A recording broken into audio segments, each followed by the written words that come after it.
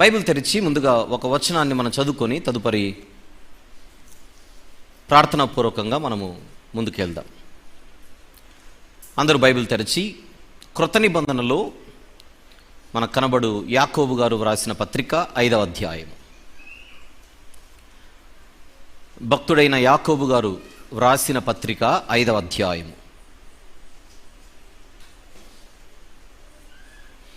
16వ వచనం ఒకసారి చూద్దాం. 16వ వచనం ఒకసారి చదువుకుందాం.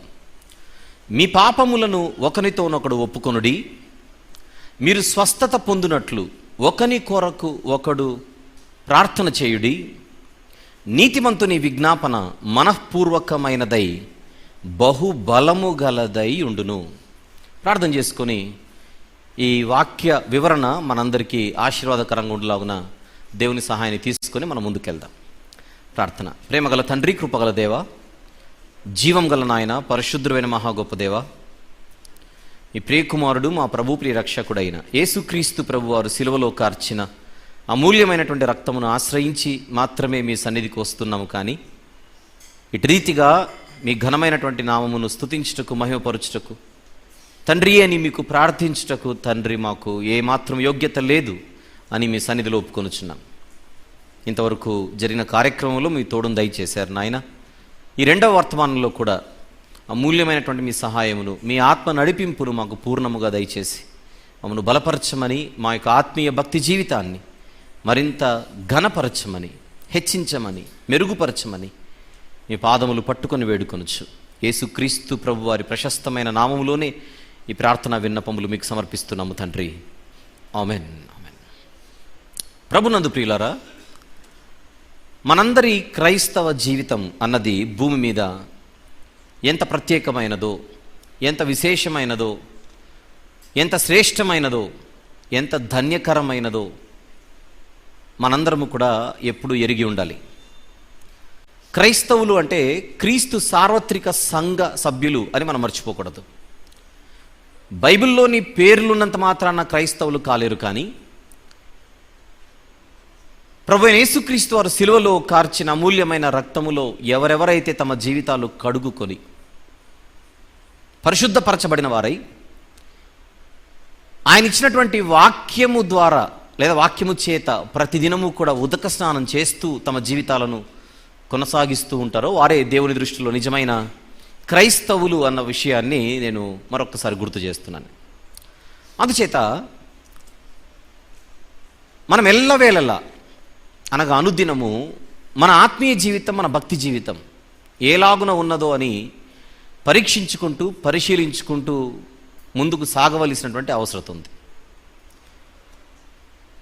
మరి ఆ క్రైస్తవ జీవితానికి ఒక ముఖ్యమైనటువంటి స్తంభం అని మనము పిలుచుకోగలిగే ఒక శక్తివంతమైనదే ప్రార్థనా జీవితం అని ఈ సందర్భంగా నేను సంఘం దృష్టికి తీసుకొని వస్తున్నాను. వాక్యము, ప్రార్థన అన్న ఈ రెండు కూడా ప్రతి క్రైస్తవునికి లేదా క్రైస్తవ సోదరికి రెండు నేత్రాలు అన్న సంగతి మనం మర్చిపోకూడదు. పెంతెకోస్తు పండుగ దినాన బాప్తిస్మం పొందిన వారందరూ కూడా అపోస్తలుల బోధ యందును అనగా వాక్యమందును, సహవాసమందును, రొట్టె విరుచుట యందును మరియు ప్రార్థన యందును ఎడతెగక ఉన్నట్టుగా మనం చూస్తున్నాం.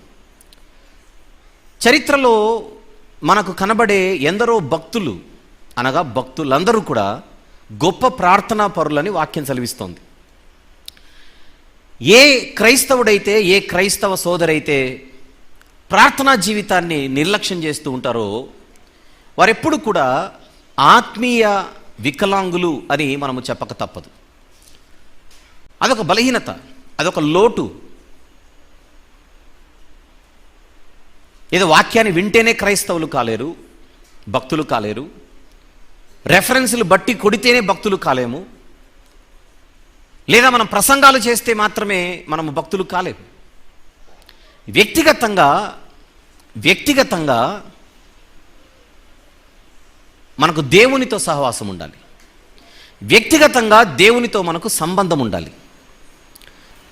భక్తుల జీవితాలను నిశ్చితంగా మనం పరిశీలిస్తే వారు దేవునితో వ్యక్తిగత సహవాసం చాలా గొప్పగా కలిగి ఉన్నవారు.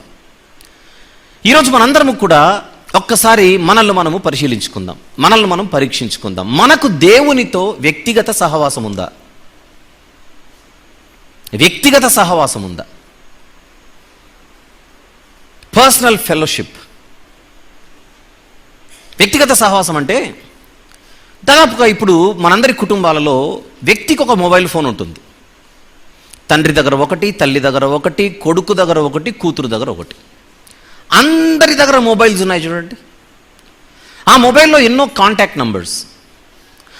ఎవరెవరి కాంటాక్ట్ నంబర్స్ ఉన్నాయో దాదాపుగా వాళ్ళందరితో మనం టచ్లో ఉంటాం అనుకుందాం కాసేపు. అది ఫోన్ ద్వారా కానీ లేదా వాట్సాప్ ద్వారా కానీ, ఫోన్ ద్వారా కానీ లేదా వాట్సాప్ ద్వారా కానీ.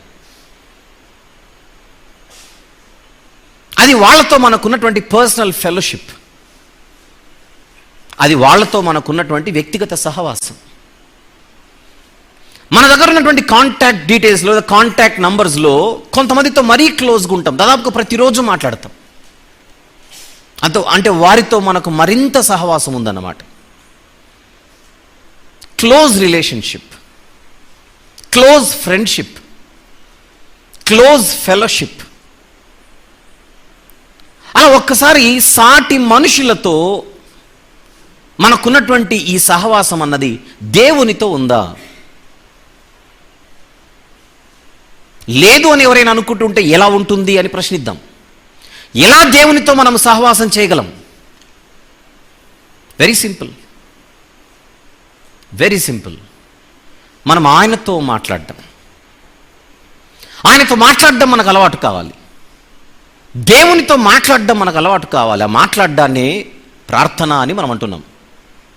దేవునికి కూడా మనం ఆయనతో మాట్లాడడం అనేది చాలా ఇష్టం. ఆయన దృష్టి అంతా మన మీద ఉన్నప్పుడు మనము ఆయన తట్టు తిరిగి ఆయన వైపు చూస్తూ మనం ప్రార్థించాలనేది దేవుని యొక్క ఒక అద్భుతమైనటువంటి మనో కోరిక. ఉదాహరణకు యెషయా గ్రంథంలో ఇశ్రాయేలీల గురించి లేదా యూదుల గురించి ఆయన మాట్లాడుతూ అన్నటువంటి ఒక మాటను మనం జాగ్రత్తగా చూద్దామా? 43వ అధ్యాయం, యెషయా గ్రంథము 43వ అధ్యాయం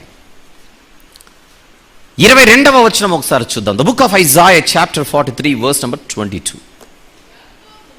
యాకోబు, నీవు నాకు మొరపెట్టుట లేదు, ఇశ్రాయేలు నన్ను గూర్చి నీవు విసికితివి కదా అంటున్నాడు.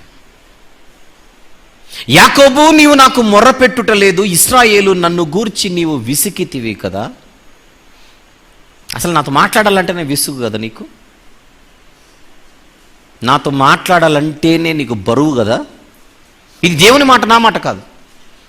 నేరుగా దేవుడే మాట్లాడుతున్నాడు. ఎవరితో? ఈ సందర్భంలో యాకోబు అనేటువంటి పేరు కలిగిన 12 గోత్రాల వారితో లేదా యూదులతో కాసేపు అనుకుందాం.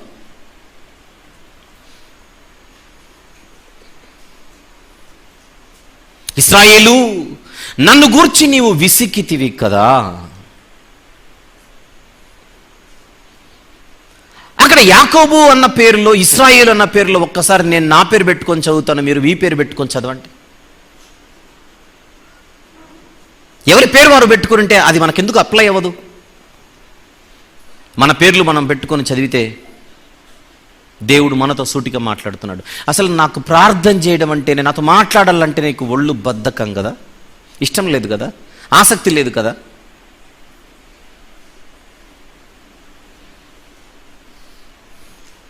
దీనికి మన దగ్గర ఉన్నటువంటి సమాధానం ఏంటి? దీనికి మన దగ్గర ఉన్నటువంటి జవాబేంటి? 100% సెల్ ఫోన్ ఛార్జింగ్ ఉంటే ఆన్ చేస్తే అది 0కి వచ్చేంతలో చంపేస్తాం దాన్ని. మొబైల్తో సహవాసం. ఒకవేళ ఛార్జింగ్ తగ్గిపోతే మొబైల్ లేకుండా ఎలా బతకగలనని పవర్ బ్యాంక్ కూడా పెట్టుకొని బతకట్లేదు మనం.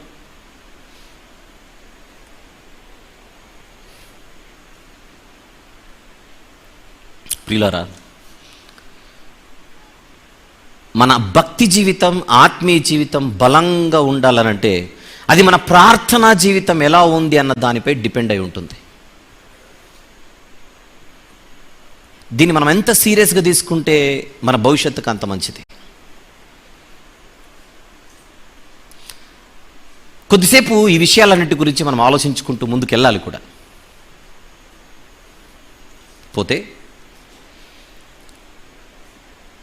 అపోస్తలుల బోధ ఎందును, సహవాసమందును, రొట్టె విరుచుట ఎందును, ప్రార్థన ఎందును ఎడతెగక ఉన్నటువంటి ప్రారంభ క్రైస్తవ భక్తుల గురించి మనం చదువుకుంటూ వచ్చాము ఇంతవరకు.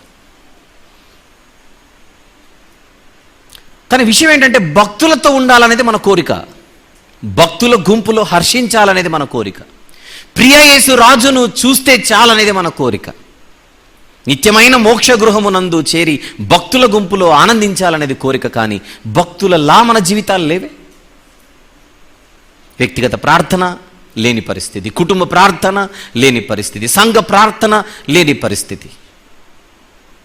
భక్తుల జీవితాలు అలా లేవు. భక్తుల జీవితాలు అలా లేవని మనం బైబిల్ ధరిస్తే కనబడుతుంది. ఉదాహరణకు ఒక ఇద్దరు భక్తుల గురించి ఒక్కసారి మనం ఆలోచిద్దాం. ముందుగా దానియేలు గ్రంథములో ఒక అద్భుతమైనటువంటి భక్తుడిగా దానియేలు గారే కనపడుతున్నారు మనకు. ఆయన గురించి ఒక్కసారి మనం ఆలోచిద్దాం. దానియేలు గ్రంథం 6వ అధ్యాయం, దానియేలు గ్రంథము 6వ అధ్యాయం 10వ వచనం ఒకసారి చూద్దాం ప్రియులారా. దానియేలు గ్రంథం 6వ అధ్యాయము 10వ వచనం. ఇట్టి శాసనము సంతకము చేయబడినని దానియేలు తెలుసుకొని నన్ను అతడు తన ఇంటికి వెళ్ళి యథాప్రకారముగా అంటే అర్థం ఏంటి? ఆయనకు రోజువారీ అలవాటు అది. యథాప్రకారముగా అనుదినము ముమ్మారు మోకాళ్ళుని తన ఇంటి పైగది కిటికీలు యెరూషలేము తట్టునకు తెరవబడి ఉండగా తన దేవునికి ప్రార్థన చేయుచు ఆయనను స్తుతించుచు వచ్చెను. దానియేలు గారి జీవితంలో ఒక ప్రార్థన ఫ్యాక్టర్ అనేది మనం చూస్తున్నాం. అది వారానికి ఒక్కసారి, నెలకొక్కసారి కాదు, అనుదినము ప్రతి పూట. అంతేనా? ప్రతిదినము ప్రతి పూట ఉదయము ప్రార్థన జీవితం, మధ్యాహ్నం ప్రార్థన జీవితం, సాయంత్రము ప్రార్థన జీవితం, ముమ్మారు. అది కూడా మోకాళ్ళుని.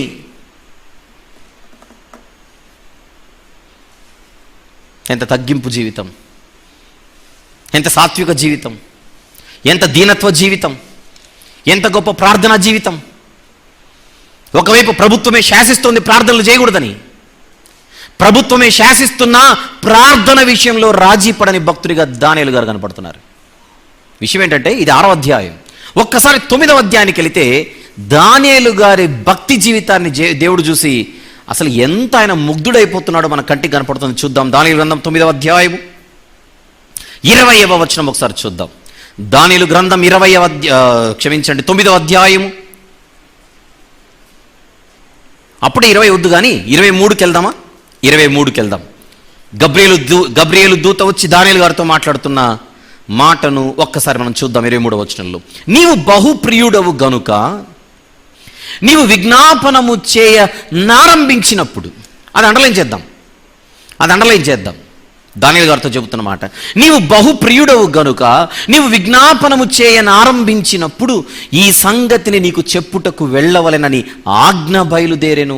కావున ఈ సంగతిని తెలుసుకొని నీకు కలిగిన దర్శన భావమును గ్రహించుము. మీరు జాగ్రత్తగా పరిశీలిస్తే దానియేలు గ్రంథం 9వ అధ్యాయంలో ప్రార్థన చేసుకుంటూ వస్తున్నాడు.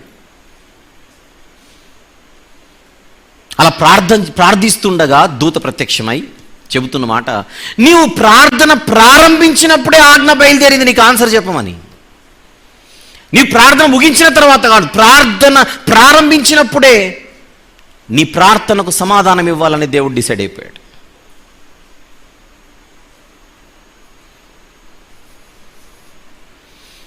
దేనికి అని అడిగితే, నీవు బహుప్రియుడవు, అంతగా నచ్చేసింది నీ జీవితం దేవునికి.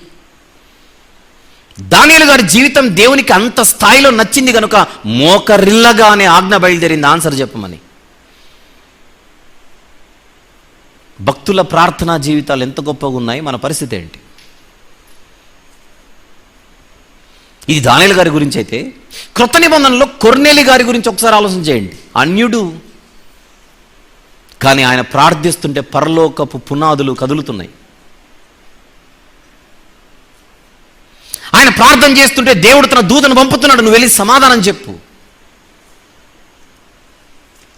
చూద్దాం, తెలిసినప్పటికీ చూద్దాం. అపోస్తలుల కార్యములు 10వ అధ్యాయం,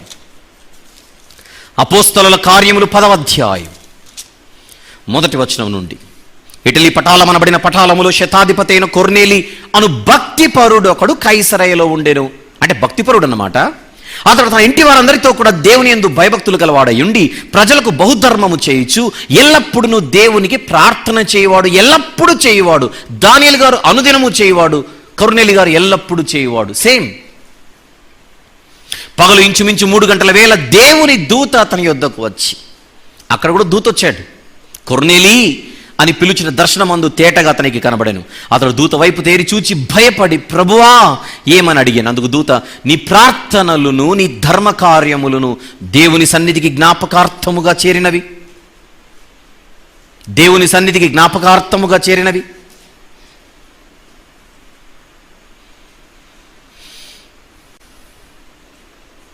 ప్రార్థనలు అంత శక్తి ఉందా? ప్రార్థన ఏకంగా దేవునిలో కదలికను తీసుకొని వస్తాయా?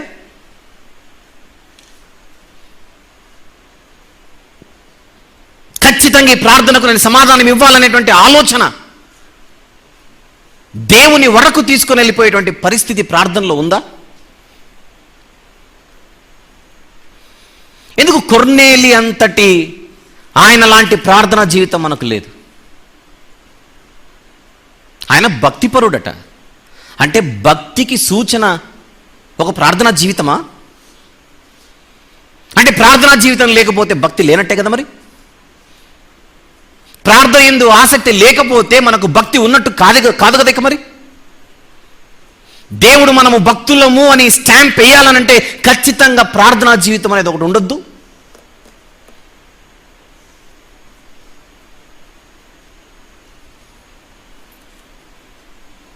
నాతో మాట్లాడడానికి మీ విసుగు కదా అని అడుగుతున్నాడు దేవుడు. నాతో మాట్లాడడానికి మీకు విసుగు కదా? మనం చెప్పే ఒక పెద్ద అబద్ధం ఏంటో చెప్పనా? టైం లేదండి అంటాం. టైం లేదు కాదు, మనస్సు లేదు. మనస్సు లేదని చెప్పడానికి మనసొప్పక టైం అనే పదాన్ని పెడుతున్నాం అక్కడ. మొబైల్కు టైం ఉందా? టీవీకి టైం ఉందా? ముచ్చట్లకు టైం ఉందా? ఎంతో కాలయాపన చేయడానికి టైం ఉందా?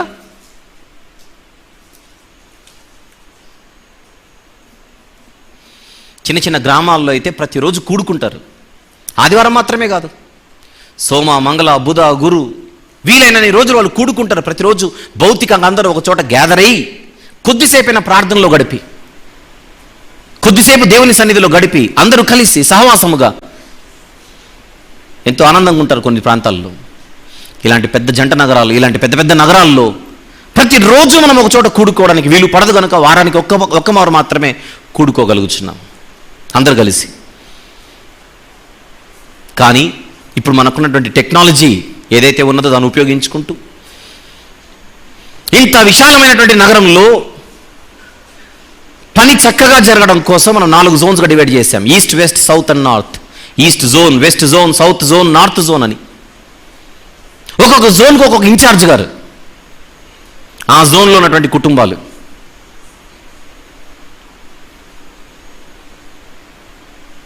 ఒకరి కుటుంబం కోసం మరొకరు ప్రార్థన చేసేలా, ఒకరి కుటుంబం కోసం మరొకరు ప్రార్థన చేసేలా వెసులుబాటు కల్పిస్తూ ఆదివారం మాత్రమే మనం పరిమితం అవ్వకుండా జూమ్ ద్వారా మనము ప్రేయర్ ప్రోగ్రామ్స్ పెట్టామన్న సంగతి దాదాపుగా అందరికీ తెలుసు. సోమవారం అయితే నార్త్ జోన్, మరొక వారం అయితే మరొక జోన్, అలా 4 జోన్స్ వారు ఈ సోమవారం నుంచి శనివారంలోగా ఒకరి కుటుంబం కోసం ఒకరు ప్రార్థించుకునేటువంటి అవకాశం వారికంటే ఒక వాట్సాప్ గ్రూప్ క్రియేట్ చేసి ఆ ప్రేయర్కు, ఆ ప్రార్థనా కార్యక్రమానికి ఒక కమిటీ ఏర్పాటు చేసి ఆ కమిటీకి ఒక ఇన్ఛార్జ్ గారిని ఏర్పాటు చేసి ఈరోజు రాత్రి ప్రార్థన ఉందంటే వారికి గుర్తు చేస్తూ రిమైండర్స్ పంపుతూ ఆ గ్రూప్లో ఈరోజు రాత్రి 9 గంటలకు ఈ జోన్లో ప్రార్థనా కార్యక్రమం జరుగుతుంది అని జ్ఞాపకానికి తెస్తూ క్రమము తప్పకుండా నిరంతరాయంగా ప్రతి జోన్ వారి కుటుంబాల కోసం ఆదివారము మాత్రమే కాకుండా మిగిలిన రోజులు కూడా ప్రార్థనలు జరుగుతున్నాయన్న సంగతి ఎంతమందికి తెలుసు?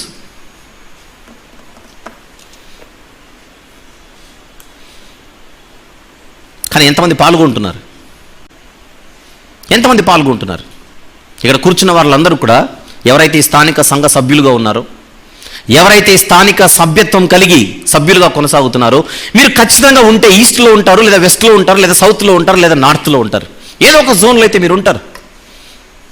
మీ జోన్కు సంబంధించిన ప్రార్థనా కార్యక్రమాలు జరుగుతున్నాయన్న సంగతి రోజు ప్రతి ఆదివారం మనం కూడుకున్నప్పుడు ప్రకటనల ద్వారా వస్తూనే ఉన్నాయిగా.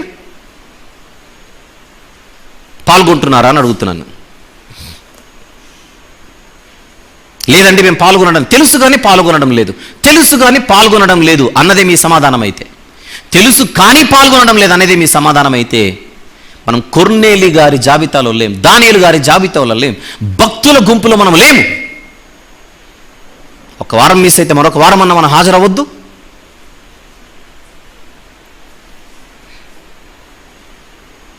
So negligent. ప్రార్థన అనే దగ్గరకు వచ్చేసరికి మనం చాలా నిర్లక్ష్య వైఖరి.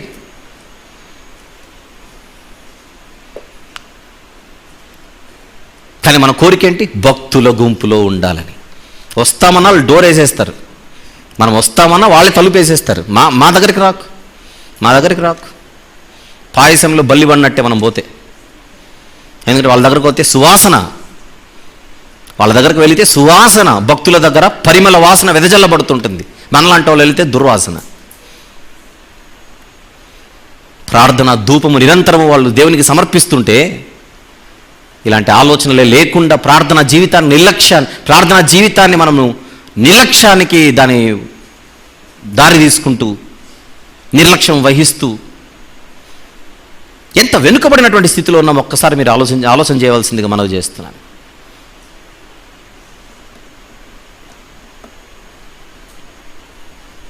అనుదినము మోకాళ్ళుని. అంటే దానియేలు గారు ఎవరు?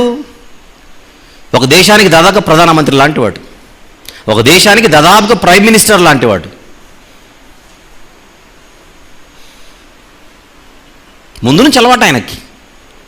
బాలుడిగా బబులోనుకి వెళ్ళాడు, వృద్ధుడి అయిన తర్వాత కూడా అక్కడే ఉన్నాడు, అక్కడే మరణించాడు.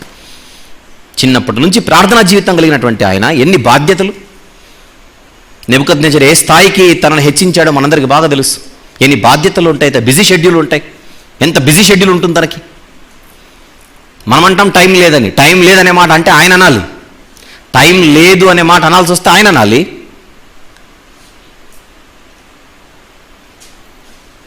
ఎమ్మెల్యేలం కాదు, మన మంత్రులం కాదు, ముఖ్యమంత్రులం కాదు, ప్రధానమంత్రులం కాదు, కానీ బిజీ. ప్రార్థన కూడా చేయడానికి టైం లేనంత బిజీ అంటే ఎంత దౌర్భాగ్యమైన పరిస్థితి ఇది. ఎంత దౌర్భాగ్యమైన పరిస్థితి.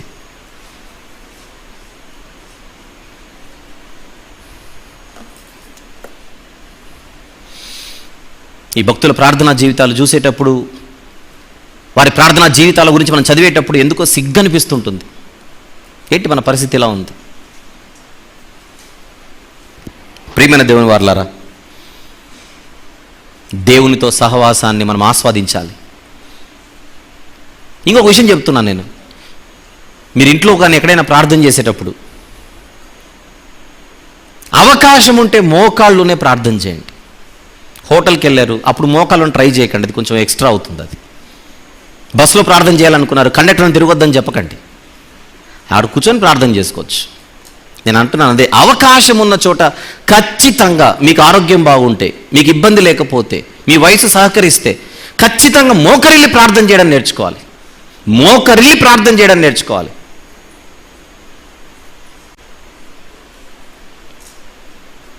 స్టైల్గా మనం కూర్చొని ప్రార్థన చేయడం కాదు. అలా ప్రార్థించడానికి, మోకరిల్లి ప్రార్థించడానికి చాలా తేడా ఉంటుంది. అది అనుభవంలో వస్తుంది, అనుభవపూర్వకంగా. ఏదో నేను చెబుతున్నాను, చెప్పేవలే అన్నట్టు కాదు, అది అనుభవంతో వస్తుంది. బలిష్టమైన దేవుని చేతి క్రింద ఎల్లప్పుడూ మనం ఎలా ఉండాలి? దీన మనస్కులై ఉండాలి, దీన మనస్కులై ఉండాలి. భక్తులు మోకరిల్లి ప్రార్థించేవారు. పేతురు గారి నుంచి ఆయన మోకరిల్లి ప్రార్థించేవాడు, పౌలు గారి నుంచి ఆయన మోకరిల్లి ప్రార్థించేవాడు.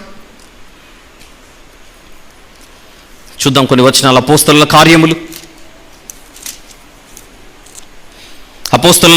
9వ అధ్యాయం. అపోస్తలుల కార్యములు 9వ అధ్యాయం 40వ వచనం చూద్దామా? 40వ వచనం. పేతురు అందరినీ వెలుపలికి పంపి, చూడండి అన్నమాట, పేతురు అందరినీ వెలుపలికి పంపి మోకాళ్ళుని ప్రార్థన చేశాడు. అది పాయింట్ అక్కడ, మోకాళ్ళుని ప్రార్థన చేశాడు. గమనిస్తున్నారా? అదే అపోస్తలుల కార్యంలో పౌలు గారి గురించి ఒక్కసారి మనం చూద్దాం. 20వ అధ్యాయం, అపోస్తలుల కార్యములు 20వ అధ్యాయం 36వ వచనం చూద్దాం ఒకసారి. 36. అతడు ఇలాగు చెప్పి మోకాళ్ళుని వారందరితో ప్రార్థన చేశాను. మోకాళ్ళుని వారందరితో ప్రార్థన చేశాను. గుర్తుపెట్టుకోవాలి, ప్రార్థన గురించి ఎవరైనా తక్కువ చేసి మాట్లాడుతుంటే, ప్రార్థన అవసరం లేదనేటువంటి ఆలోచన మీ దృష్టికి ప్రత్యక్షంగానో పరోక్షంగానో తెస్తున్నారనంటే దానివల్ల మీరు బలపడేదేం లేదు. ప్రార్థన అవసరం లేదు, ప్రార్థన అవసరం లేదు, ప్రార్థన అవసరం లేదు. పాపం ఈ బోధ భక్తులకు ఎవరు చెప్పక, అవునా? భక్తులు ప్రార్థనా పరులు మాత్రమే కాదు, మోకరిల్లి ప్రార్థించేవారు. ఇంకేమందాం దీన్ని? మోకరిల్లి ప్రార్థించేవారు. యాకోబు గారు ఏమంటున్నారు స్టార్టింగ్లో? నీతిమంతుని ప్రార్థన బహుబలము గలది. నీతిమంతుని ప్రార్థన, నీతిమంతుని విజ్ఞాపన మనఃపూర్వకమైనదై బహుబలము గలదై ఉండును. పెదవులతో ప్రార్థించేవారు కాదు నీతిమంతులు, పెదవులకు మాత్రమే పరిమితమయ్యేది కాదు నీతిమంతుల ప్రార్థన. వారు మనస్ఫూర్తిగా చేస్తారట ప్రార్థనలు, మనస్ఫూర్తిగా చేస్తారు. చెయ్యాలంటే చెయ్యాలి కాదు, చెయ్యాలంటే చెయ్యాలి కాదు. మొదటి వర్తమానం అయిపోయిన తర్వాత ప్రతి ఆదివారం మనందరం కొద్దిసేపు దేవుని స్తుతించడానికి మనం కేటాయిస్తాం. అలా స్తుతించేటప్పుడు మన మనసు ఎక్కడ తిరగాలి?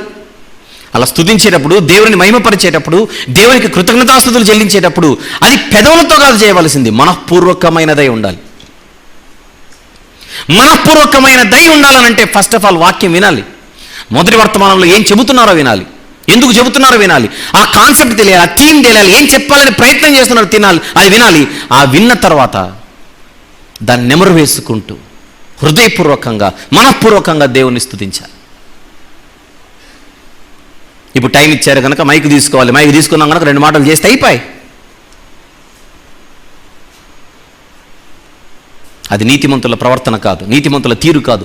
హృదయపూర్వకంగా దేవుని స్తుతించాలి, మనఃపూర్వకంగా దేవుని ఆరాధించాలి, హృదయపూర్వకంగా దేవునికి ప్రార్థన చేయాలి.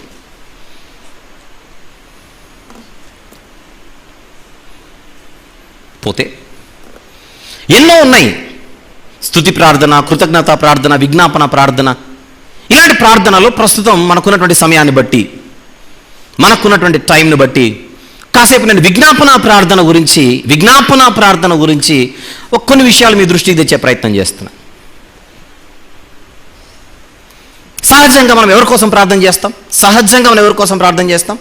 ఎక్కువగా నేనైతే నా కోసం, మీరైతే మీకోసం. నాకు అది లేదు ప్రభువా, ఇది లేదు ప్రభువా, అది ఇవ్వు ప్రభువా, ఇది ఇవ్వు ప్రభువా, ఆ అవసరం ఉంది ప్రభువా, ఈ కోరిక ఉంది ప్రభువా. ఇలాంటివి మనం చేసి మన లిస్ట్ అంతా మనం పెడతాం. తప్పులేదు, ఎవరిని అడుగుతాం మరి? అడగవలసినవి ఏవైతే వాక్యం ఆమోదిస్తుందో వాటిని మాత్రము విన్నపాలుగా, విజ్ఞాపనలుగా దేవుని ఎదుట పెట్టడంలో తప్పులేదు, బానే ఉంది. కానీ మన గురించి మనం మాత్రమే ప్రార్థన చేయడమా? ఇతరుల గురించి కూడా ప్రార్థన చేయాల్సిన అవసరం ఉందా అని మిమ్మల్ని అడుగుతున్నా నేను. మన గురించి మనం ప్రార్థించడమేనా? ఇతరుల గురించి కూడా ప్రార్థన చేయాల్సినటువంటి బాధ్యత, అవసరత అనడం కంటే బాధ్యత ఉందా లేదా మనకని అడుగుతున్నాను. ఉందంటారా లేదంటారా? ఉంది. నా గురించి మాత్రమే కాదు, నా కుటుంబీకుల గురించి, నా కుటుంబం గురించి మాత్రమే కాదు, నా బంధువుల గురించి, నా బంధువుల గురించి మాత్రం కాదు, నా తోటి సంఘస్థుల గురించి, నా ఇరుగు పొరుగు వారి గురించి నేను ప్రార్థన చేయాల్సిన బాధ్యత ఉందంటారా లేదంటారా? ఉంది. ఒకరి కొరకు ఒకడు ప్రార్థన చేయాలి. మన గురించి మాత్రమే కాదు, అది స్వార్థం అవుతుంది. బాగానే ఉంది. మరి పక్క వాళ్ళ గురించి ఏం చేయాలి? కొన్ని సందర్భాలలో వాళ్ళ ఆరోగ్యం పరిస్థితి చెబుతుంటారు మనకు, మా ఆరోగ్యం సరిగ్గా లేదు, ప్రార్థించండి. చేద్దాం, దేవుని చిత్తం. నీ చిత్తమైతే స్వస్థపరచు ప్రభువా, నీ చిత్తమైతే మంచి బలాన్ని అనుగ్రహించు ప్రభువా, నీ చిత్తమైతే మంచి ఆరోగ్యం అనుగ్రహించండి ప్రభువా. ఆయనను మా ఇష్టము కాదు, మీ చిత్తమే సిద్ధించునుగాక అని క్లోజ్ చేస్తాం. నువ్వు మంచి ఆరోగ్యాన్ని ఇస్తే నువ్వు దేవుడవు, ఆరోగ్యాన్ని ఇవ్వకపోతే నీతో తూచి నేను టూల్ కటీఫ్ అని వెళ్ళిపోతామా? భక్తుల ప్రార్థనలు ఎలా ఉంటాయి? ప్రభువా ఇది పరిస్థితి, మీ సన్నిధిలో పెడుతున్నాం, మీ పాదాల చేత పెడుతున్నాం. మీ చిత్తం ఎలా ఉందో మాకు తెలియదు. ఒకవేళ మీ చిత్తం అయితే ఆ సహోదరుడికి, ఆ సోదరికి మంచి ఆరోగ్యాన్ని ప్రసాదించండి. అంతే. కొన్ని సందర్భాలలో దేవుడు మన ప్రార్థనలు ఆలకించి స్వస్థత అనుగ్రహిస్తాడు. కొన్ని సందర్భాలలో ఆయన చిత్తం ఎలా ఉందో మనకు తెలీదు. అందుచేత మనం ప్రార్థించిన దానికి భిన్నముగా సమాధానం రావచ్చు. అయినా కూడా దేవునికి స్తోత్రం.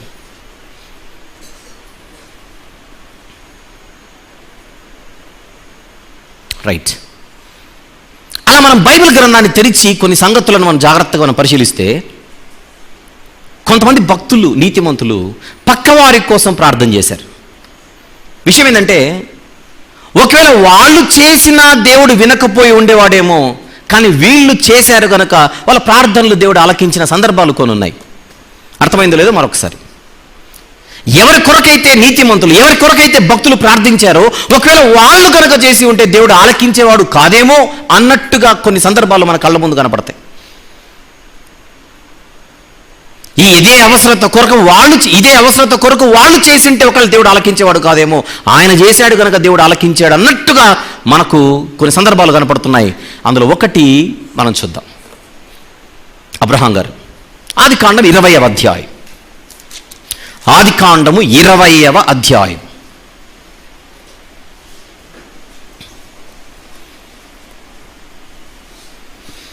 అబ్రహాం గారు తన భార్య అయిన శారమ్మ గారిని తీసుకొని గెరారు అనేటువంటి ప్రాంతములో కొద్ది రోజులు ఆయన నివసించాడు.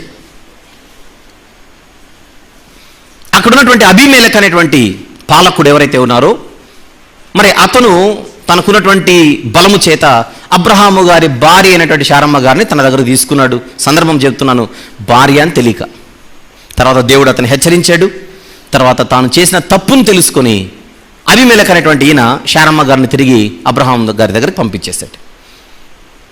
అయితే తర్వాత జరిగినటువంటి వాళ్ళిద్దరి మధ్య, అబీమెలెకు అలాగే అబ్రహాం గారికి మధ్య జరిగినటువంటి సంభాషణ తర్వాత అబ్రహాం గారు ఏం చేస్తున్నారో 18వ వచనంలో చూద్దాం. ఆదికాండం 20వ అధ్యాయంలో, ఆదికాండం 20వ అధ్యాయము 17-18 చూద్దాం. 17-18 చూద్దాం. అబ్రహాము దేవునిని ప్రార్థింపగా దేవుడు అబీమెలెకును అతని భార్యను అతని దాసీలను బాగు చేసెను. అది పాయింట్ చూడండి. ఎవరు ప్రార్థిస్తే అక్కడ వాళ్ళకు కార్యం జరుగుతుంది. ఎవరు ప్రార్థిస్తే అబీమెలెకు యొక్క బృందానికి మేలు జరుగుతుంది. అబ్రహాం గారు ప్రార్థన చేశారు. ఏలైనగా అబ్రహాము భార్య అయిన శారాను బట్టి దేవుడు అబీమెలెకు ఇంటిలో ప్రతి గర్భమును మూసి ఉండేను.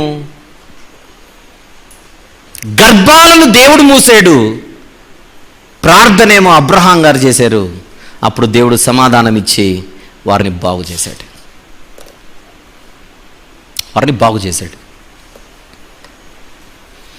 ఇప్పుడు అబ్రహాము గారు అబీమెలెకు అలాగనే అతని యొక్క బృందం కోసం ప్రార్థించడం తప్ప?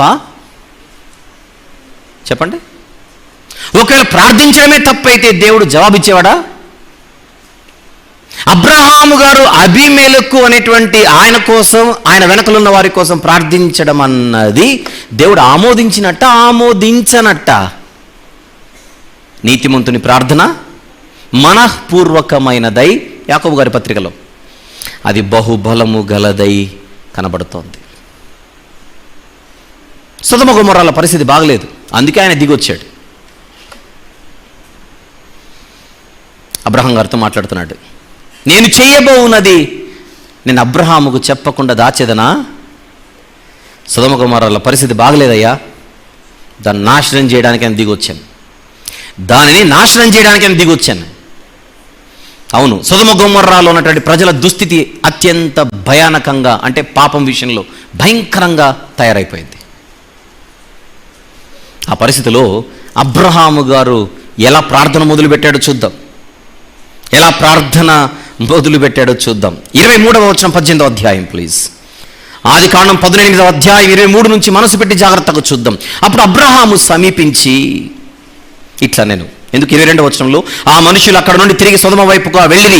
అబ్రహాం ఇంకా యెహోవా సన్నిధిని నిలుచుండెను. అప్పుడు అబ్రహాము సమీపించి ఇట్లా, నేను దుష్టులతో కూడా నీతిమంతులను నాశనము చేయుదువా? ఆ పట్టణంలో ఒకవేళ 10 మంది నీతిమంతులు ఉండిన ఎడల దానిలోనున్న 10 మంది నీతిమంతుల నిమిత్తము ఆ స్థలమును నాశనము చేయక కాయవా? అంటే ఎవరి కోసం ప్రార్థన చేస్తున్నాడు? నీతిమంతుల కోసమా, పాపుల కోసమా? మీరు చెప్పండి. ఈ ప్రార్థన నీతిమంతుల కోసమా, సొదొమ గొమొర్రాలోని పాపుల కోసమా? నీతిమంతులు ఎలాగో నాశనం చేయడు, కానీ వారిని బట్టైనా వీరిని కాపాడతావు ప్రభువా, అదేనా రిక్వెస్ట్? వారిని బట్టైనా వీరిని నాశనం చేయకుండా ఉంటావా ప్రభువా? అప్పుడు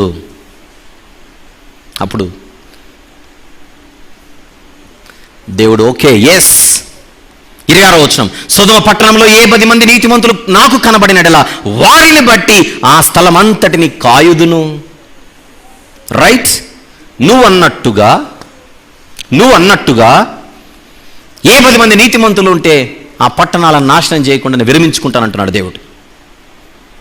27, అందుకు అబ్రహాము, ఇదిగో ధూళియు బూడిదయునైన నేను ప్రభువుతో మాట్లాడి తెగించుచున్నాను. ఏ 10 మంది నీతిమంతులలో ఒకవేళ 5 తక్కువైతే 5 తక్కువైనందు నా పట్టణం అంతయు నాశనము చేయుదువా అని మరలా అడిగాను. పాపుల పట్టణాలు నాశనం అయిపోతుంటే చూడలేక వారికి అవకాశం ఇవ్వు ప్రభువా అని అడుగుతున్నాడు. చూడండి 28, ఏ 10 మంది నీతిమంతులలో ఒకవేళ 5 తక్కువైతే 5 తక్కువైనందు నా పట్టణం అంతా నాశనం చేయదు అని అడిగినప్పుడు నాశనం చేయనంటున్నాడు. అతను ఇంకా ఆయనతో మాట్లాడుచు, ఒకవేళ అక్కడ 40 మంది కనబడుదురేమో అనినప్పుడు ఆయన ఆ 40 మందిని బట్టి నాశనం చేయకుందున్నప్పుడు అప్పుడు అతడు ప్రభువు కోపపాడని ఎడల నేను మాట్లాడేదను. ఒకవేళ అక్కడ 30 మందే కనబడుదురేమో అనినప్పుడు ఆయన అక్కడ 30 మంది నాకు కనబడిన ఎడల నాశనం చేయను అంటున్నాడు. అందుకు అతడు, ఇదిగో ప్రభువుతో మాట్లాడి తెగించి తిని ఒకవేళ అక్కడ 20 మంది కనబడుదురేమో ప్రభువా, 20 మంది ఉన్న వారిని కాపాడతావు కదా. అందుకు ప్రభు నేను నాశనం చేయను. ప్రభు కోపపడని నేను ఇంకొక మారే మాట్లాడేదాను. ఒకవేళ అక్కడ 10 మంది కనబడుదురేమో అనినప్పుడు ఆయన 10 మందిని బట్టి నాశనం చేయక ఎక్కడికి వెళ్ళి 50 నుంచి 10 వరకు వచ్చాడు. 50 నుంచి 10 మంది వరకు వచ్చాడు. ఇంతకు ఆయనకున్నటువంటి భారం నీతిమంతుల గురించా, పాపుల గురించా? మీరు చెప్పండి సందర్భాన్ని బట్టి. నీతిమంతులను కాపాడు ప్రభువా, నీతిమంతులను కాపాడు ప్రభువా అన్నదా ప్రార్థన? వారిని బట్టైనా వీరిని కాపాడు ప్రభువా అంటున్నాడా? అబ్రహాం గారి ప్రార్థన మనకు అర్థం కావాలి. వాళ్ళు ఎలా బతికినా నువ్వు పరలోకానికి తీసుకొని వెళ్ళు ప్రభు అనేది కాదు ప్రార్థన. అక్కడ ఒక నీతిమంతుడు, ఒక భక్తుడు పాపుల కొరకు చేస్తున్న ప్రార్థన ఏంటి మనం నేర్చుకోవాలి. ఇక్కడ ఒక నీతిమంతుడు, ఒక భక్తుడు చరిత్రలో పాపుల కొరకు చేస్తున్న ప్రార్థన ఏంటి? వాళ్ళు ఎలా బతికినా పర్లేదు ప్రభు, నువ్వు నాశనం చేయొద్దు. అందుకే నేను ప్రార్థన చేస్తున్నాను. తాగినా చూడొద్దు, తిరిగినా చూడొద్దు, ఎగిరినా చూడొద్దు, భయంకరమైనటువంటి వ్యభిచార సంబంధమైన జీవితం ఉన్నా నువ్వు చూడొద్దు ప్రభు, నన్ను బట్టైనా కూడా వాళ్ళకి పరలోకం ఇవ్వు ప్రభు అనేది సిఫారసు కాదు, ఇది రికమెండేషన్ కాదు. అది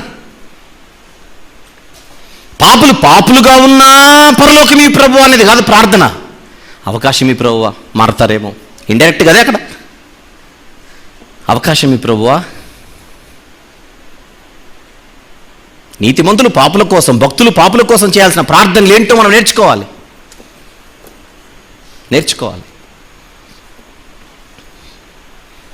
నా ఇల్లంతటిలో నమ్మకమైన వాడు ఎవరికి కితాబు? మోషే గారికి. 40 రోజులు కనపడకపోయేసరికి దూడం చేసుకున్నారు. ఇక్కడ 40 రోజులు కనపడకపోయేసరికి దూడం చేసుకున్నారు. దేవుడు చెబుతున్నాడు వాళ్ళు దూడం చేసుకున్నారు. మోజెస్ తుడి చేస్తాను అందరినీ, మొత్తం అందరిని తుడి చేస్తానని మోషే గారితో దేవుడు చెప్పినప్పుడు మోషే గారు పెడుతున్న పిటిషన్ ఏంటో చూద్దాం ఒకసారి. 32వ అధ్యాయం నిర్గమకాండం 32వ అధ్యాయం. నిర్గమకాండము 32వ అధ్యాయం 7వ వచనం నుండి చదువుకుంటూ కిందికి వద్దాం. నిర్గమకాండం 32వ అధ్యాయం 7వ వచనం నుండి. కాగా దేవుడు మోషేతో ఇట్లా, నీవు దిగి వెళ్ళుము, ఐగుప్తు దేశము నుండి నీవు రప్పించిన నీ ప్రజలు చెడిపోయిరి. నేను వారికి నియమించిన త్రోవ నుండి త్వరగా తొలగిపోయి తమ కొరకు పోత పోసిన దూడను చేసుకుని దానికి సాగిలపడి బలర్పించి, ఓ ఇశ్రాయేలు, ఐగుప్తు దేశం నుండి నేను రప్పించిన నీ దేవుడు ఇదే అని చెప్పుకొనిరా. నేను మరియు యెహోవా ఇట్లా, నేను ఈ ప్రజలను చూచి ఉన్నాను, ఇదిగో వారు లోబడనొల్లని ప్రజలు, కావున నీ ఊరకుండుము, నా కోపం వారి మీద మండును, నా కోపం వారి మీద మండును, నేను వారిని కాల్చివేసి నిన్ను గొప్ప జనముగా చేసేదనని మోషేతో చెబితే, ఆహా ఇంకొక్కసారి చెప్పు ప్రభు ఆ మాట, వినడానికి చాలా బాగుంది అన్నట్లా. అది చూడండి అక్కడ, వాళ్ళను తుడి చేసి నిన్ను గొప్ప జనముగా చేస్తానంటే మోషే గారి ప్రార్థన చూద్దాం ఇప్పుడు. 11వ వచనం. మోషే తన దేవుడైన యెహోవాను బ్రతిమాలుకొని అంటే ప్రార్థన కాదు అది, బ్రతిమాలుకొని, యెహోవా నీవు మహాశక్తి వలన బాహుబలము వలన బాహుబలము వలన ఐగుప్తు దేశంలో నుండి రప్పించిన నీ ప్రజల మీద నీ కోపము మండనేలా. ఆయన కొండలలో వారిని చంపునట్లు, భూమి మీద నుండి వారిని నశింపజేయనట్లు, కీడు కొరకే వారిని తీసుకొని పోయినని ఐగుప్తులు ఏమి చెప్పుకొనవలెను? నీ కోపాగ్ని నుండి మళ్ళు కొని నీవు నీ ప్రజలకి కీడు చేయక దాని గురించి సంతాపపడు ప్రభువా. ప్రార్థన. నీ సేవకులైన అబ్రహాముకును ఇస్సాకును ఇస్రాయేలును జ్ఞాపకం చేసుకును. ఇస్రాయేల్ అంటే యాకోబు గారు. అక్కడ నీవు వారితో ఆకాశ నక్షత్రములలో నీ సంతానం అభివృద్ధి చేసి నేను చెప్పిన ఈ సమస్త భూమిని మీ సంతానమునకు ఇచ్చేదననియు వారు నిరంతరము దానికి హక్కుదారులగుదురనియు వారితో నీతోడని ప్రమాణం చేసి చెప్పితేవనెను. అంతటి యెహోవా తన ప్రజలకు చేసేదనని చెప్పిన కీడును గూర్చి సంతాపపడేనంటే పాపం మోషే గారు సలహా ఇస్తే కానీ దేవునికి సలహా రాలేదనుకోకూడదు. ఇక్కడ కొంతమంది బుద్ధిహీనులు అలానే ఆలోచిస్తారు. నీతిమంతుని ప్రార్థన ఏం చేస్తోంది? ఇక్కడ రిజల్ట్. అక్కడ అబ్రహాం గారైనా ఇక్కడ మోషే గారైనా వాళ్ళు చేస్తున్నది ఒకటే. అక్కడ 10 మంది నీతిమంతులు ఉంటే కాపాడుతానన్నాడు, మాట ఇచ్చాక 10 మందులు లేరే. మరి 10 మంది నీతిమంతులు ఉంటే పరిస్థితి వేరేలా ఉండేది. ఇక్కడ మోషే గారు కూడా అవకాశం ఇద్దాం ప్రభువా. తర్వాత ఏం జరిగిందనేది అప్రస్తుతం. ఆయన ప్రార్థనకు ఆన్సర్ వచ్చింది లేదా చూడండి. ఇక్కడ ఎవరి కోసం చేస్తున్నాడు? పాపుల కొరకు ఒక నీతిమంతుని ప్రార్థన ఇది. పాపుల కొరకు ఒక భక్తుని ప్రార్థనది. ఏమిటా ప్రార్థన? ఇద్దాం ప్రభువా, ఇవ్వండి ప్రభువా, అవకాశం ఇవ్వండి ప్రభువా, వారు మారు మనసు పొందడానికి ఇంకొంచెం అవకాశం ఇవ్వు ప్రభువా. ఓహో, పాపుల కొరకు భక్తులు ఇలా చేయాలా ప్రార్థన? ఇలా చేయాలి. ఎలా చేయకూడదు? ఇలా చేయాలి. ఎలా చేయకూడదు?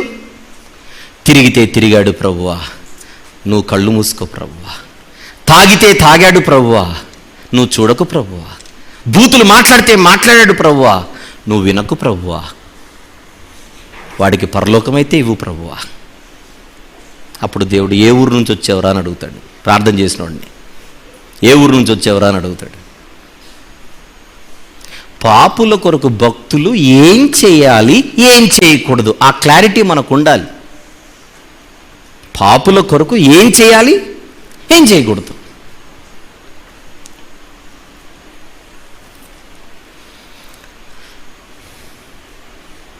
ఆలోచిస్తున్నారా?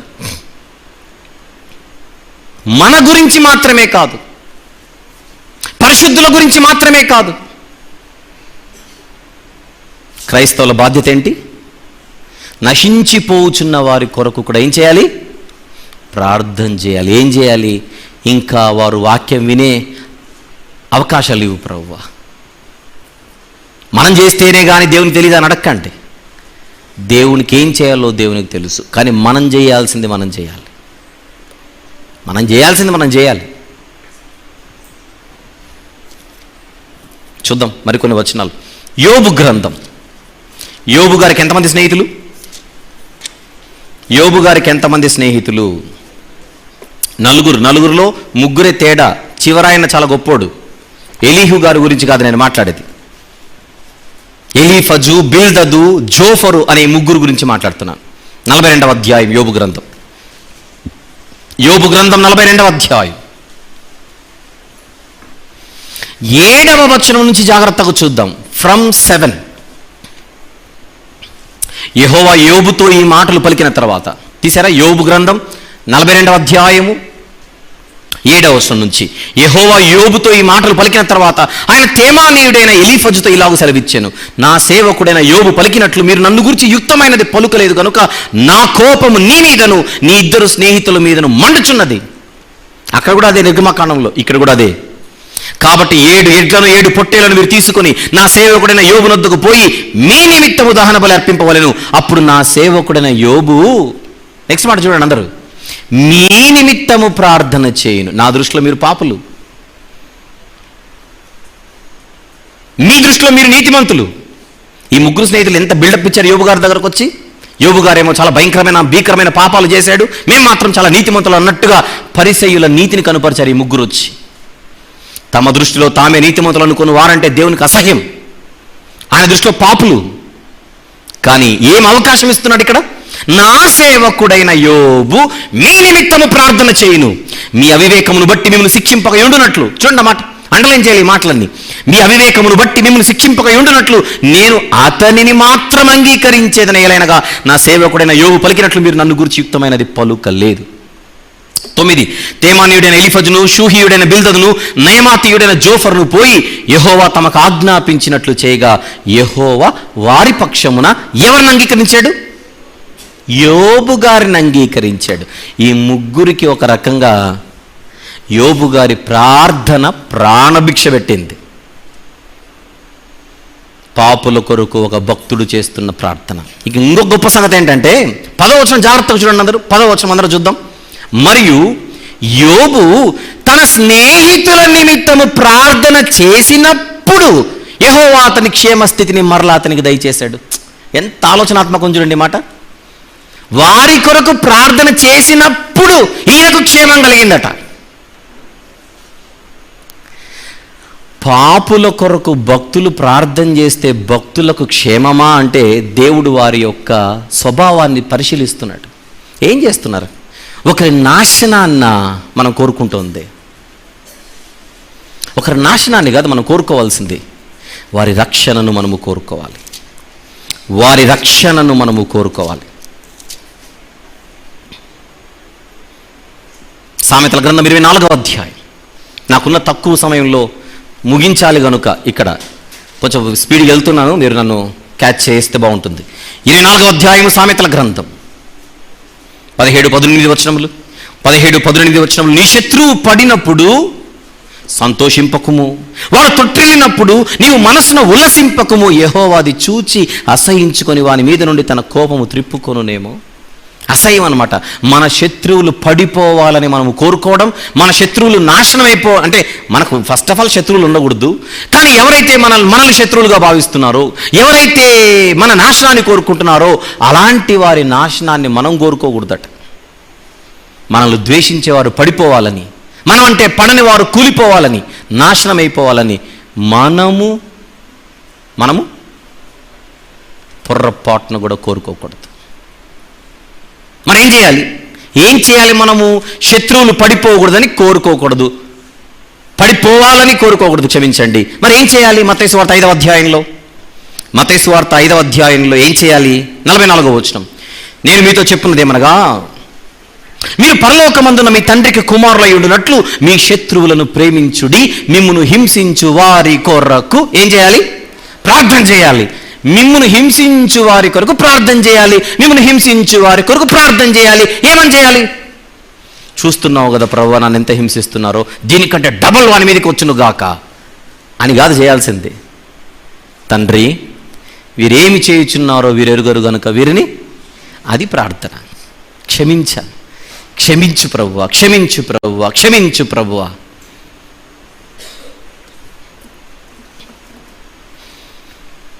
పాపుల కొరకు ఇప్పుడు అన్యాయంగా నా నిమిత్తము మీరు సమస్త జనుల చేత ద్వేషింపబడుదురు, హింసింపబడుదురు, వారు మీ మీద అబద్ధముగా చెడ్డ మాటలెల్లా పలుకుదురు. ఇవన్నీ ముందే చెప్పాడు. భక్తి జీవితాన్ని కలిగి ప్రభు కోసం మనం బ్రతికేటప్పుడు మనల్ని ద్వేషించేవారు ఉంటారు, దూషించేవారు ఉంటారు, మన మీద అబద్ధముగా చెడ్డ మాటలెల్లా పలికేవారు ఉంటారు. అలాంటి వారు పాపాలను మూట కట్టుకుంటున్నప్పుడు మనం ఏం చేయాలి? ప్రభువా ఈ దోషము వారి మీద రాకుండును గాక అని ప్రార్థన చేయాలి. ఏం చేయకూడదు? నన్నెంతైతే హింసించారో వారికి 100 చూపించు ప్రభువా అని చేయకూడదు. పాపుల కొరకు భక్తులు ప్రార్థన చేయాలి, కానీ ఏం చేయాలో అదే చేయాలి. గమనించాలి. అవకాశం ఇవ్వమని చెప్పాలి. వారు మారు మనసు పొందుటకు ప్రభువా, యుగ సంబంధమైన దేవత వారి మనోనేత్రములు మూసివేసింది ప్రభువా, వారికి అవకాశం ఇవ్వు ప్రభువా. మన ప్రార్థనలో పాపుల విషయంలో, అంటే మనల్ని ద్వేషించే వారి విషయంలో మన ప్రేమ కనబడాలి. దేవునికి నటనతో వేషధారణతో కూడుకున్నదే అది ఉండకూడదు.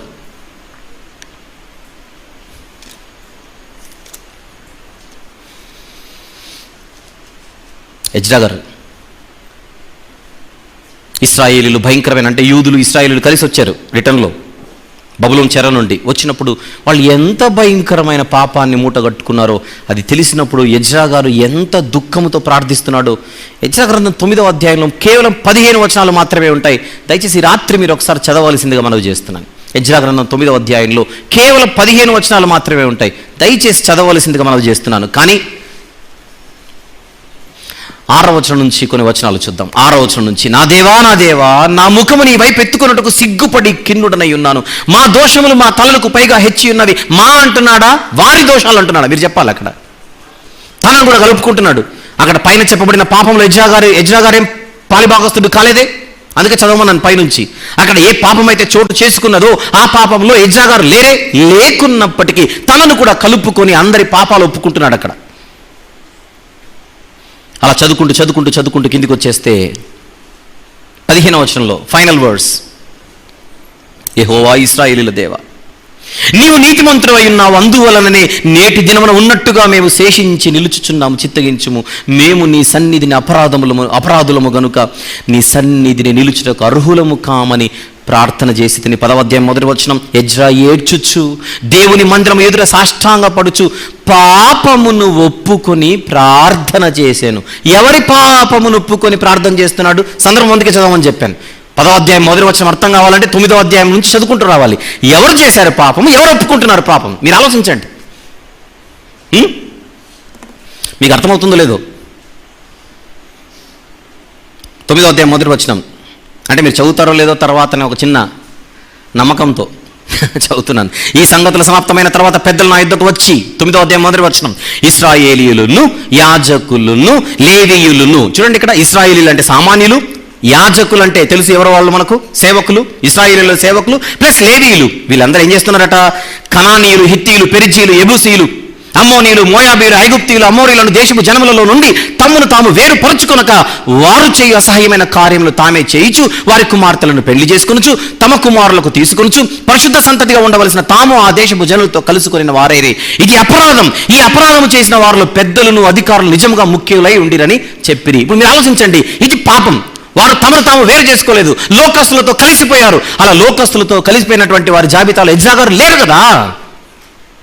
ఇక్కడ చెప్పబడుతున్నటువంటి పాపంలో ఎజ్రా గారి పాత్ర లేదు కదా. కానీ 10వ అధ్యాయంలో 1వ వచనంలో ఏం చేస్తున్నాడు? ఆయన పాపమును ఒప్పుకొని ప్రార్థన చేస్తున్నాడట. ఎవరి పాపం? మీరు చెప్పండి, ఎవరి పాపం ఇది?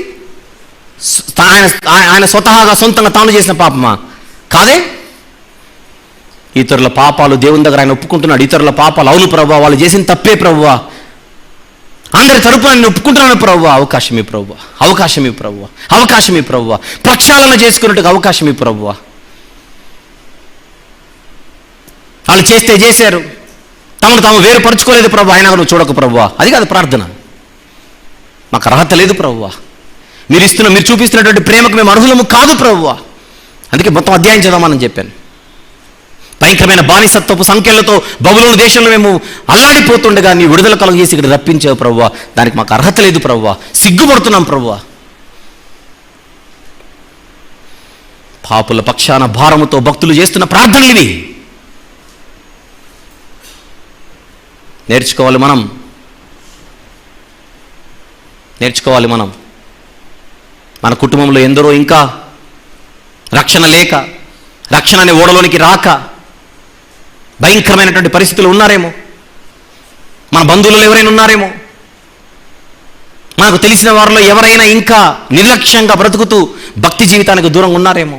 మన తోటి సంఘస్థులు ఎవరైనా కూడా సంఘానికి సరిగా రాని పరిస్థితిలో ఉంటే బాధ్యతగా భారము కలిగి వారి కోసం ప్రార్థన చేస్తూ మన ప్రయత్నం మనం చేయాలి. ఫర్ యువర్ కైండ్ ఇన్ఫర్మేషన్, నేను అంటోంది ఓన్లీ ప్రార్థనలు చేయండి, వాళ్ళకేం చెప్పకండి అనట్లేదు నేను. నా టాపిక్ అది కాదు, నా సబ్జెక్ట్ అది కాదు. నోరు తెరిచి పక్క వారికి ఏం చెప్పకుండా, నోరు తెరిచి పక్క వాళ్ళకి ఏం చెప్పకుండా మీరు ప్రార్థనకే పరిమితం అవని చెప్పట్లా. అదే ఇదే, అది చేయాలి, ఇది చేయాలి, అది చేయాలి, ఇది చేయాలి. ఉత్తర భారతదేశంలో ఉన్నాం, క్షమించండి దక్షిణ భారతదేశంలో ఉన్నాం, మనం సౌత్ ఇండియాలో ఉన్నాం. నార్త్ ఇండియా గురించి ఒక వార్త విన్నాం. ఎగ్జాంపుల్, నార్త్ ఇండియా నుంచి ఒక వార్త విన్నాం. భయంకరమైన పరిస్థితులు ఉన్నాయి. బైబిల్ పట్టుకోవడానికి కూడా అక్కడ అవకాశం లేని పరిస్థితులు కొన్ని చోట్ల ఉన్నాయి అని వార్తలు వచ్చాయి. ఒక సేవకుడు బైబిల్ తీసుకొని వెళితే రాళ్లతో కొట్టి చంపుతున్నారు. కిరోసిన్ వేసి చంపుతున్నారు, పెట్రోల్ వేసి అంటించేస్తున్నారు. బహిరంగంగా క్రైస్తవులు ఒక నలుగురు కలిసి కూడుకునేటువంటి అవకాశం కూడా లేదు. దేవుని స్తుతించడానికి పరిస్థితులు లేవని ఒక వార్త మనం సోషల్ మీడియాలోనో టీవీ ద్వారానో విన్నాం. అప్పుడు ఏం చేయాలి? మనం ఏం చేయాలి చెప్పండి? మనం ఇక్కడ నుంచి మనం వెళ్ళి అక్కడ వర్క్ చేసేటువంటి అవకాశం లేనప్పుడు కనీసం చిన్న ప్రార్థన చేయొద్దు? ప్రభువా, అక్కడ ఒక సేవకునికి ద్వారం మీకు ఏదో ఒక సేవకునికి, కొంతమంది అక్కడికి వెళ్ళి స్వార్థ పరిచర్య చేయడానికి అయ్యా ద్వారం తెరవండి. మనం దేవునికి సలహాలు ఇస్తున్నట్టు కాదు అది. అక్కడ ఏం చేయాలో, ఎప్పుడు చేయాలో అదంతా దేవునికి తెలుసు. కానీ this is our primary responsibility. That is what all these people are doing. భక్తులు చేస్తున్నది అదే. నెహెమ్యా గ్రంథం చూద్దాం, పక్క పుస్తకమే. నెహెమ్యా గ్రంథం 1వ అధ్యాయం. నెహెమ్యా గ్రంథము 1వ అధ్యాయం. ఇందులో అయితే 11 వచనాలే ఉంటాయి. అది కూడా మీరు చదవలసిందిగా మనవి చేస్తున్నాను. ప్రార్థన చేస్తున్నాడు. 5వ వచనం నుంచి చూద్దాం.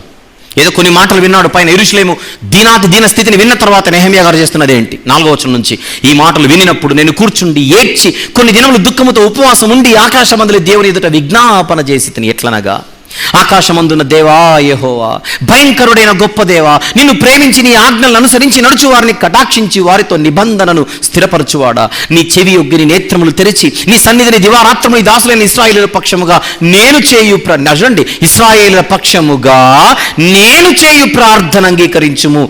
ఈ మాట జాగ్రత్తగా చూడాలి. వీళ్ళైతే అండర్లైన్ చేసేద్దాం. నీకు విరోధముగా పాపము చేసిన ఇశ్రాయేలు కుమారుల దోషమును, చెప్పండి అందరూ, నేను ఒప్పుకొనుచున్నాను. నేను నా తండ్రి ఇంటి వారును పాపము చేసి ఉన్నా, వారి పాపమును నేను ఒప్పుకొనుచున్నాను ప్రభువా. కొన్ని సందర్భాల్లో చూడండి, కొడుకు తప్పు చేస్తే తండ్రి వచ్చి నిలబడతాడు. అయ్యా, నా ముఖం చూసి వాడిని విడిచిపెట్టండి, నా ముఖం చూసి వాడిని విడిచిపెట్టండి. ఆ ఎదుటిన్న వాళ్ళు కరిగిపోతారు ఆ మాటలకు. ఎరా బుద్ధి లేనోడా, మీ నాన్న అంత పెద్ద మనిషి నీ కోసం చేతులెత్తి క్షమించమని అడుగుతుంటే, నిజంగా ఈ టైంలో ఆయన కనుక లేకపోతే నీ పరిస్థితి ఏంటో మేము చెప్పలేము, నోటుతో అంటున్నారు వాళ్ళు. మీ నాన్న ముఖం చూసి నీకు అవకాశం ఇస్తున్నా, వెళ్ళిపో, బాగుపడు కదా. అలాగనే ఒక నీతిమంతుడు పాపుల పక్షాన దేవుని ఎదుట అడ్డుపడుతూ ప్రార్థన చేస్తున్నాడు. అది నెహెమ్యా గారా, ఎజ్రా గారా, అక్కడ మోషే గారా, అంతకుముందు అబ్రహాము గారా? ఈ లైన్ మనం చూడగలగాలి బైబిల్లో చదివేటప్పుడు. దానియేలు గారు, దానియేలు గ్రంథం 9వ అధ్యాయం. వన్స్ అగైన్ దానియేలు గ్రంథం 9వ అధ్యాయం 20వ వచనం ఒకసారి చూద్దాం. 20. నేను ఇంక నువ్వు పలుకుచు ప్రార్థన చేయుచు పవిత్ర పర్వతము కొరకు, నెక్స్ట్ మాట, నా దేవుడైన యెహోవా ఎదుట నా పాపమును, నెక్స్ట్, నా జనము యొక్క పాపమును ఒప్పుకొనుచు నా దేవుని విజ్ఞాపన చేయుచుంటిని. ప్రజల పక్షాన భక్తుల ప్రార్థనలు ఇవి. క్యాచ్ చేస్తున్నారా points? What to do and what not to do, what to ask and what not to ask. దేవుణ్ణి ఏం అడగాలి, ఏం అడగకూడదు, అది తెలియాలి మనకు.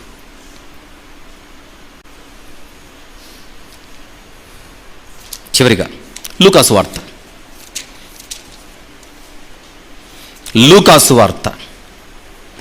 13వ అధ్యాయం 6 నుంచి 9 ప్లీజ్. 6 నుండి 9. మరియు ఆయన వారితో ఈ ఉపమానము చెప్పాను. ఒక మనుషుని ద్రాక్ష తోటలో అంజురపు చెట్టు ఒకటి నాటబడి ఉండేను.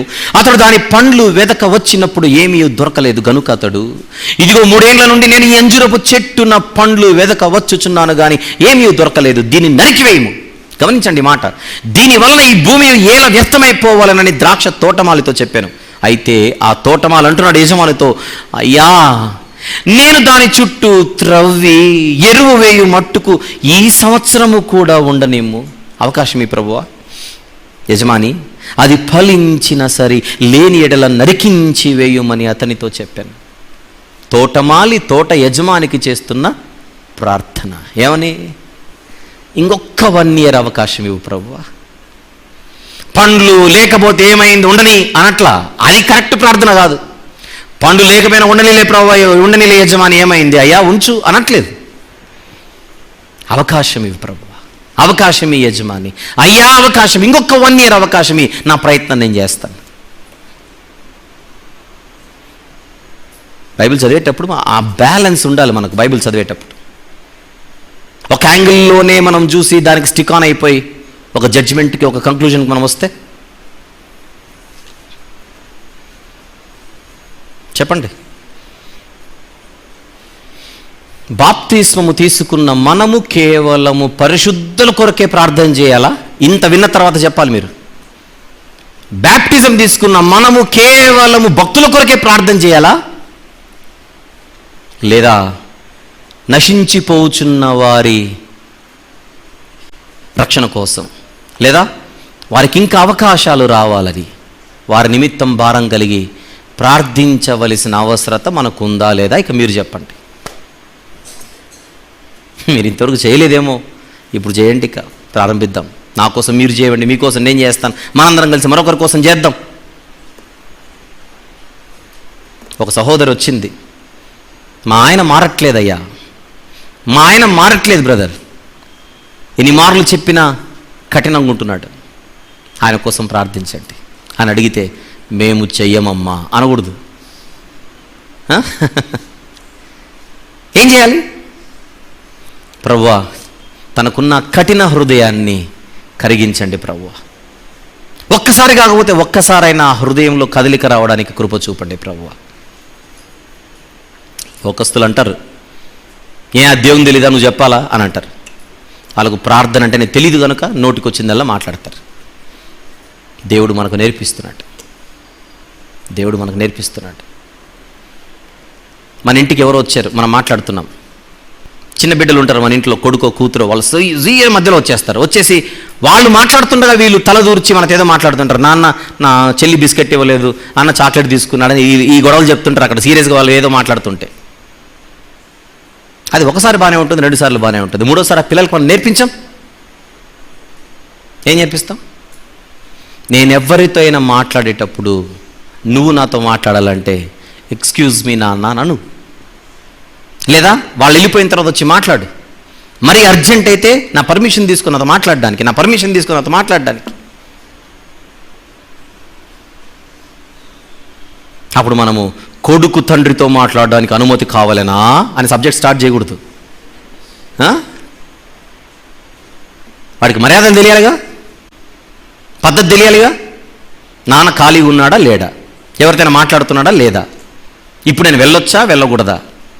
మన పిల్లలకు మనము కొన్ని పద్ధతులు నేర్పిస్తాం. వాడికి మన దగ్గర స్వతంత్రం ఉంది, మనతో మాట్లాడవచ్చు, అన్నీ ఉన్నాయి. కానీ సిచ్యువేషన్కు తగ్గ పద్ధతులు వాడికి తెలియాలి. ఏ సందర్భంలో ఉన్నా నేను, మా నాన్నే ఆయనే సందర్భంలో ఉన్నాడు. మన పిల్లలకి ఎలాగైతే మనం పద్ధతులు నేర్పిస్తామో దేవుడు తన గ్రంథము ద్వారా మనకు కూడా పద్ధతులు నేర్పించాడు, మర్యాదలు నేర్పించాడు, క్రమం నేర్పించాడు. ఎందుకు యూనిఫామ్, బడిలో ఎందుకు యూనిఫామ్ వేసుకొని రమ్మంటారు? ఒక పద్ధతి.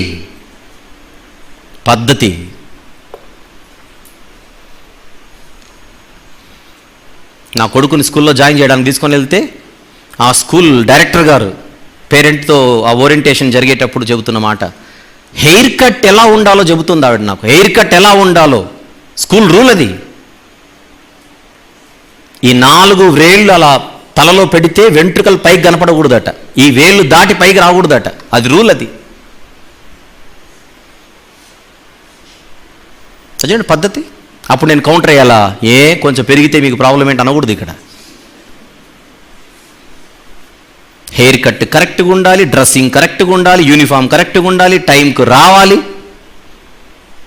అందుకే నేను ఎక్కడి బార్బర్ షాప్ తీసుకుని వెళ్ళాను, ఆ స్కూల్ ముందరున్నదే ఒకటి ఉంది. ఎందుకంటే ఆ మనిషికి తెలిసి ఉంటుంది ఏం చేయాలి. ఎక్కడో ఉన్న దగ్గర తీసుకుని వెళ్తే తెలీదు కనుక ఆ స్కూల్ ఎదురుగానే ఒక బార్బర్ షాప్ ఉంటుంది, అక్కడ తీసుకొని వెళ్తే ఏం చెప్పని, ఈ మావాడు ఆ స్కూల్ స్టూడెంట్, నువ్వు కటింగ్ చేయనగానే టక చేసి పంపించేస్తాడు. మ్యాటర్ అర్థమైపోయింటుంది అతనికి. ఓ పద్ధతి.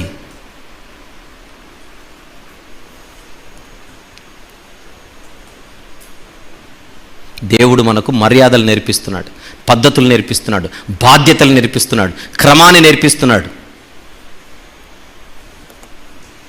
అప్పుడప్పుడు బయట వాళ్ళు అంటుంటారు, బయట వాళ్ళు అంటే ఎవరు? బైబిల్ అంటే పడని వాళ్ళు.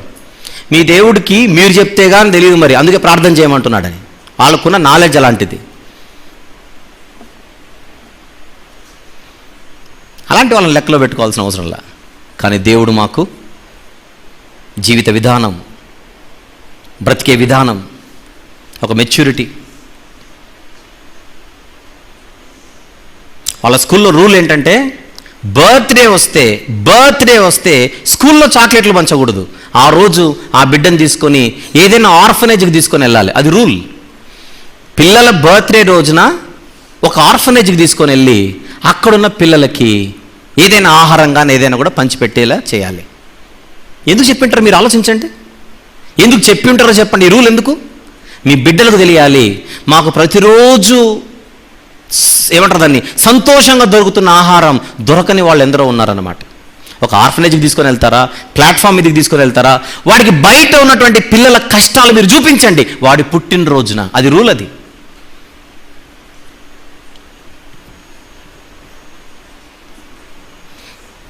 మనకున్న చిన్న మట్టి బుర్రకే మన పిల్లలకు సంస్కారం నేర్పిస్తున్నాం, మర్యాదలు నేర్పిస్తున్నాం, పద్ధతులు నేర్పిస్తున్నాం, సత్యాన్ని చూపిస్తున్నాం, వాస్తవాలు చూపిస్తున్నాం, లైఫ్ అంటే ఇదిరా అని చూపిస్తున్నాం, రూపాయి విలువ అంటే ఏంటో చెబుతున్నాం, వాడికి తిండి యొక్క వాల్యూ ఏంటో మనం నేర్పిస్తున్నామే.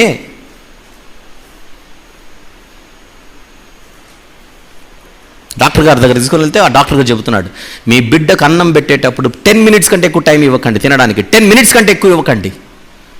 వాడు మొబైల్ చూస్తూ లేదా ఇంకొకటి చూస్తూ అరగంట తింటానంటే ఒప్పుకోకండి. 10 నిమిషాల్లో తిన్నంతనే పెట్టండి. 11 నిమిషం ప్లేట్ లాగేసేయండి అని చెప్పాడు. ప్లేట్ లాగేసేయండి. అలా 2 సార్లు జరిగితే 3వసారి క్రమంగా తినేసి వెళ్ళిపోతాడు. ఒక వైద్యుడి దగ్గరికి వెళ్తే పద్ధతి నేర్పిస్తున్నాడు, ఉపాధ్యాయుని దగ్గరికి వెళ్తే పద్ధతి నేర్పిస్తున్నారు, తల్లిదండ్రులుగా మనం పద్ధతి నేర్పిస్తున్నాం. ప్రార్థన చేయడం అనేది పద్ధతి, అది ఇతరుల కొరకు చేయడం అనేది భారం, బాధ్యత. అది హృదయపూర్వక చేయడం అనేది క్రమం. దేవునికి సలహాలు ఇస్తున్నట్టు కాదు, మనకు దేవుడు నేర్పిస్తున్నట్టు. ఎవరైనా ప్రార్థనా జీవితాన్ని నిర్లక్ష్యం చేయాలన్న ఆలోచన కలలో కూడా రాకుండా జాగ్రత్త పడాలి. రేపు రాత్రి నార్త్ జోన్ వాళ్ళకు ప్రార్థన ఉంది, జూమ్లో. ఎంతమంది వస్తారో నేను చూడాలి. తర్వాత ఈస్ట్ జోన్ వారికి ఉంటుంది, తర్వాత వెస్ట్ జోన్ వారికి, తర్వాత సౌత్ జోన్ వారికి. ఎవరి డేస్ వాళ్ళకి తెలుసు. ఎంతమంది కుటుంబాలు ఈ వారం ప్రార్థనలో పాల్గొంటారో చూద్దామనే ఆశతో ఎదురు చూస్తూ ఈ అంశాన్ని ముగిస్తున్నాను, ఈ సందేశాన్ని ముగిస్తున్నాను. ఈ మాటలన్నీ దేవుడు మనందరి వినికిడిలో గొప్పగా నూరంతలుగా ఫలింపజేయునుగాక.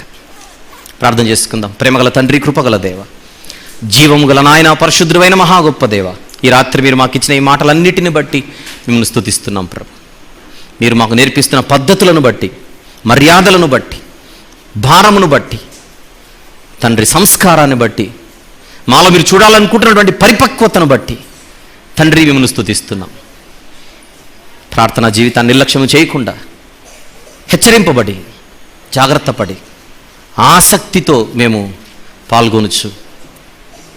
నాయన, మీకు ఆనందకరమైనటువంటి జీవితాన్ని మేము కలిగి ఉండులాగున సహాయం చేయమని, సాతాను దొంగలించుకునే మాటలన్నీ ప్రతి ఒక్కరూ కూడా వారి హృదయంలో భద్రపరుచుకొని గొప్పగా కాపాడుకొని ఫలించినట్లుగా సహాయం చేయమని మీ పాదములు పట్టుకొని బ్రతిమలాడొచ్చు. మీ ప్రియకుమారుడు, మా ప్రభు ప్రియరక్షకుడైన యేసుక్రీస్తు ప్రభు వారి పరిశుద్ధ నామములు ప్రార్థన సమర్పిస్తున్నాము తండ్రి. ఆమెన్.